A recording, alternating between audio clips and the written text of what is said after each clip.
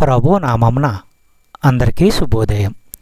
ఈరోజు దేవుని వాగ్దానం ఏమనగా, ప్రకటన గ్రంథము 2వ అధ్యాయము 25వ వచనము.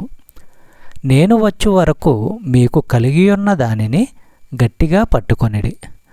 సహోదరి సహోదరులారా, ఈ వాక్యము యేసుక్రీస్తు రెండవ రాకడ గూర్చి తెలియపరుస్తున్నది.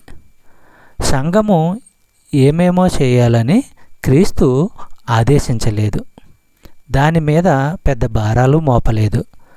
వారు దేవుని నిజ సేవకుల నుంచి పొందిన సత్యాన్ని గట్టిగా చేపట్టి అబద్ధ ప్రవక్తల ఉపదేశాలను విసర్జిస్తే చాలు. ఇక్కడ ఈ వాక్యంలో మనం నిశితంగా పరిశీలించినట్లయితే, నేను వచ్చేంత వరకు మీకున్న దానిని గట్టిగా చేపట్టుకోండి అని చెప్తున్నారు.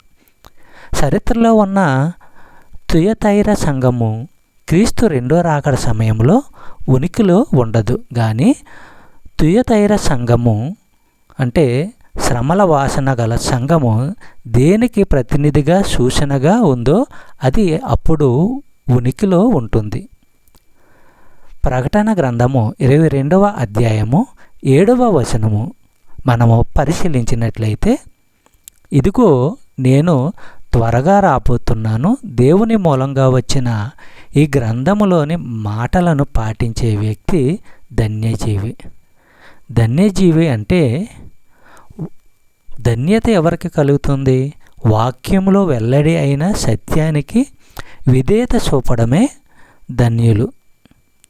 చెప్పబడిన వాగ్దానము దేవుడు దీవించి ఆశీర్వదించును గాక.